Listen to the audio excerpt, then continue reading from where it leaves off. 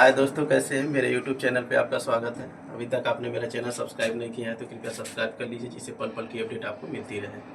आज हम SR के बारे में बताएंगे, जिसको SR या ट्रैक्शन कन्वर्टर या पावर कन्वर्टर कहते हैं। SR जो होता है वो ट्रांसफार्मर के सेकेंडरी वाइंडिंग से दो सिंगल फेज का दो वाइंडिंग निकलता है एक SR से, जिसमें 1269 वोल्ट की सप्लाई निकलती है।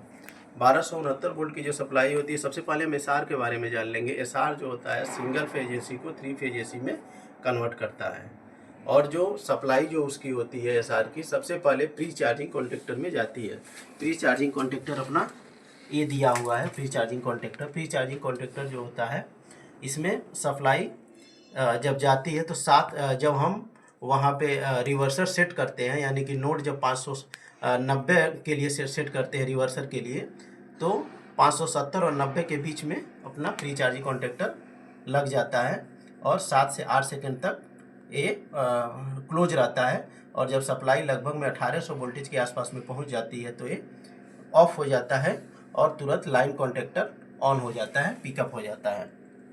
लाइन कॉन्टेक्टर पिकअप होने के बाद सप्लाई अपना इधर से आती है और ये अपना इधर आती है। और जो ए दिया हुआ है आपका, ये TM के लिए दिया हुआ है, यानी कि ए पूरा और एक आधा, यानी कि ए पूरा और इतना एक TM के लिए हो गया।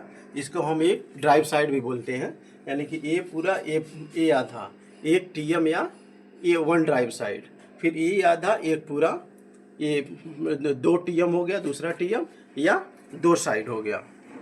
फिर हम इधर आएंगे। ये आपका दिया है लाइन साइड के लिए। लाइन साइड के लिए 2 बाइंडिंग दिया है, ए और ए एक लाइन साइड के लिए हो गया, और फिर से एक और ए एक लाइन साइड के लिए, यानी कि एक लाइन साइड के लिए एक हो गया, दूसरे लाइन साइड के लिए ये हो गया। और इधर 2 TM के लिए हुआ था, फिर एक पूरा और एक आधा, ये तीसरे TM के लिए हो गया, या 3 ड्राइव साइड हो गया। जो अभी JEE के एग्जाम में पूछा था कि ट्रैक्शन मोटर के IGBT बेस पे एक SR में कितने ड्राइव साइड होते हैं, तो अभी आपका एक SR में 3 ड्राइव साइड हो गए, यानी कि 3 मोटर, एक मोटर के लिए एक ड्राइव साइड होता है तो 3 मोटर के लिए 3 ड्राइव साइड हो गया। और ये आपका इतना बच गया है, तो ये ओवर करंट सेंसर के लिए यहाँ पे लगाया हुआ है। उसके बाद से हम यहाँ पे देखेंगे, ये आपका CT के लिए हो गया, करंट सेंसर के लिए हो गया। ये जो यहाँ पे लगा हुआ है ये हो गया, ये PT के लिए लगा हुआ है। उसके बाद से ये हम देख लेंगे, इसमें IGBT और GDO कार्ड लगा होता है। उसके बाद से हम देखेंगे तो इधर देख लेंगे। इधर अगर कभी आपको कैपेसिटर का वोल्टेज लेना हो तो यहाँ से हम DC लिंक का वोल्टेज ले लेते हैं। ये पॉजिटिव है और ये निगेटिव है, इधर से हम ले लेते हैं। DC लिंक अपना कैपेसिटर पीछे साइड में इसके लगा हुआ है, और इसमें सप्लाई जो होता है वो टोटल 2800 वोल्टेज के आसपास में होता है।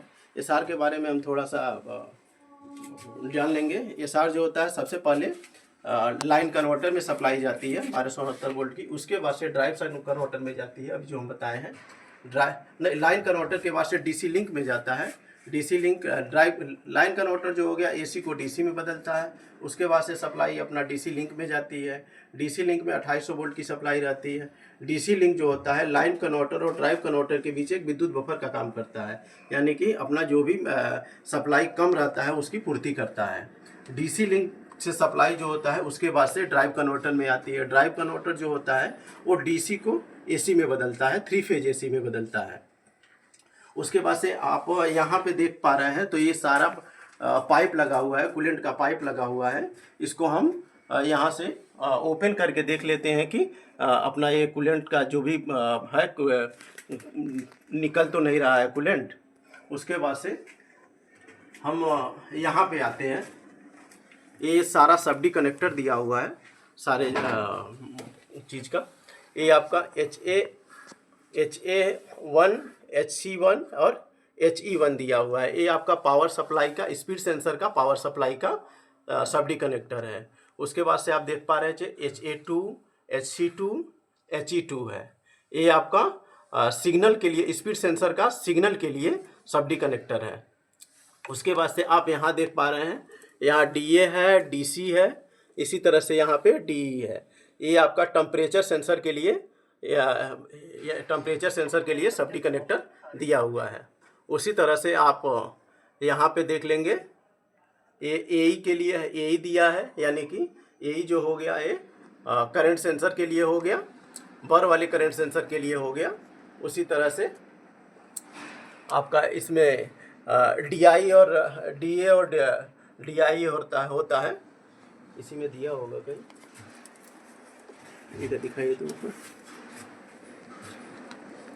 हाँ, यहाँ AI और DI होता है। AI जो होता है वो ट्रांसफार्मर के ऑयल प्रेशर के लिए होता है, सब्डी कनेक्टर ये वाला अपना दिया हुआ है। उसके बाद से नीचे DI दिया हुआ है। DI जो होता है ये अपना टेम्परेचर सेंसर के लिए, ट्रांसफार्मर के टेम्परेचर सेंसर के लिए दिया गया है ये सब्डी कनेक्टर। उसके बाद से ये सब्डी कनेक्टर हो गया, ये अपना इसी के लिए जी मोटा कपलर दिया हुआ है। उसके बाद से हम इधर आते हैं, ये आपका कंट्रोल यूनिट दिया हुआ है। ये सारा इसमें कार्ड रखा हुआ है। ये आपका देखेंगे यहाँ पे तो 1 2 3, ये आपका TM1 के लिए हो गया, TM1 साइड के लिए, TM2 के लिए होगा, TM3 के लिए हो गया, यानी कि TM1 2 और 3 के लिए कार्ड हो गया। ये जो होता है ये VCU के लिए होता है, ये VCU के कार्ड के लिए हो गया।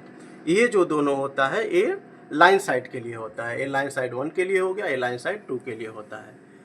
इसको जो सप्लाई, ये OFC केबल होता है, इसको हम OFC केबल बोलते हैं। इसको जो सप्लाई मिलती है ये 110 वोल्ट की सप्लाई लेता है और अलग अलग जगह पे ये डिस्ट्रीब्यूट करता है। उसके बाद से हम यहाँ आ जाएंगे, ये आपका कूलेंट ऑयल है। ये मिनिमम और मैक्सिमम के बीच होना चाहिए। इसमें 70% पानी होता है और 30% इथाइल ग्लाइकॉल होता है, जो जमने से बचाने के लिए इसको लगाया जाता है। इसको कूलेंट बोलते हैं। उसके बाद से हम इधर आ जाएंगे, ये आपका SR ऑयल पंप होता है, जो SR के ऑयल को सर्कुलेट करता है। उसके बाद से हम इधर आ जाएंगे, आगे चलेंगे। इसमें जो होता है ये अपना कॉन्टेक्टर और रिले लगे होते हैं, इसमें कॉन्टेक्टर और रिले लगे होते हैं। और इसके अंदर हम जब देखेंगे, इसके अंदर जो होता है ये TM1 के लिए होता है, सामने जो होता है वो TM2 के लिए होता है, यानी कि ये TM1 2 3 जो है ये TM1 के लिए है। ये सामने वाला जो है 1 2 3 ये TM2 के लिए है, ये TM3 के लिए है। यानी कि आउटपुट जो जाती है ट्रैक्शन मोटर में TM1 2 और 3 के लिए जाती है। ये उस 2180 वोल्ट की TM की आउटपुट जो होती है 2180 वोल्ट की होती है, और TM का जो आउटपुट करंट होता है वो 742 एम्पियर का होता है। इनपुट जो होता है SR का वो 1269 वोल्ट का होता है, जो अभी हम चर्चा किए हैं। और इसका जो इनपुट करंट होता है वो 1150 के आसपास में होता है। अब हम इधर देखेंगे, ये आपका रेजिस्टेंस दिया गया है, ये आपका OVLR है, यानी कि ओवर वोल्टेज लिमिटिंग रेजिस्टेंस होता है। और इसी के एक दूसरे साइड में जो है वो ब्लीडर रेजिस्टेंस होता है। तो दोनों का वैल्यू हम इसको चेक कर लेते हैं कि दोनों ठीक है कि नहीं ठीक है। धन्यवाद दोस्तों।